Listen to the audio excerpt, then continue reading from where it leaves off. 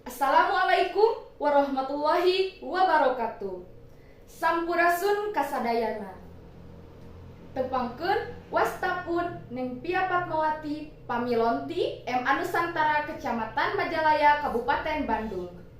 Sim abdi di dieu bade mintonkeun sajak anu jejeurna Raden Dewi Sartika. Wilujeng nyakseni kasadayana.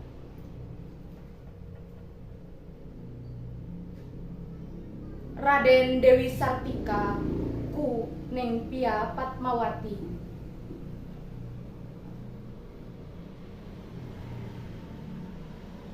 Raden Dewi Sartika inohong atikan Tatar Sunda,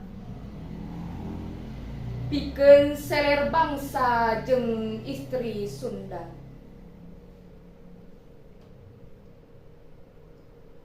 Gumelar di kota Kembang, minangka takdir Gusti, keur nanjeurkeun ngajungjung atikan di ieu lemah cai.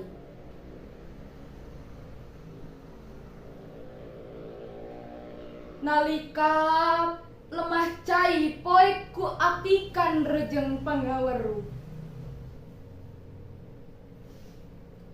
anjeunna sumping minangka obor nu moncorong nyaangan balarea sarta istri Sunda nu poekeun pangaweruh.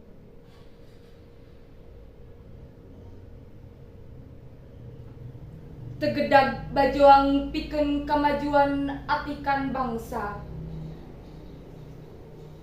keuyeung nanjeurkeun kautamaan istri. Sanajan pinuh kuatesanan, teu kendat ngawulangkeun elmu, pikeun ngalawan kabodohan bangsa jeung kaum Hawa.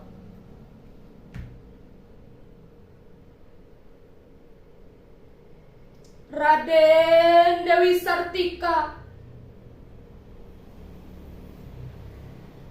yuh anjeun ponggawa istri nu merangan poekna pangaweruh.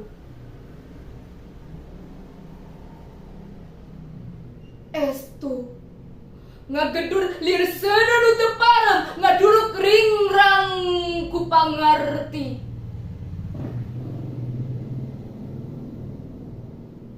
Ngawangun tempat atikan, najan lain dina gedong sigerong, tapi tembong leuwih agreg tibatan karaton.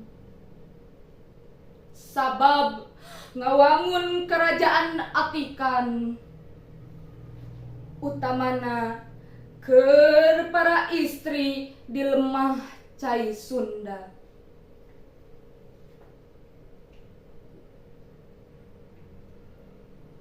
Raden Dewi Sartika mangrewu nuhun disanggakeun kangge anjeun.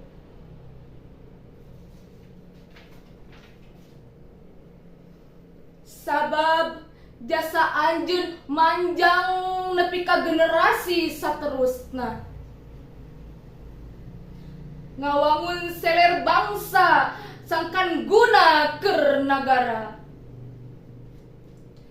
Ngaran anjeun bakal terus dipika cangcam seungit satatar Sunda, nepi ka salemah cai Nusantara.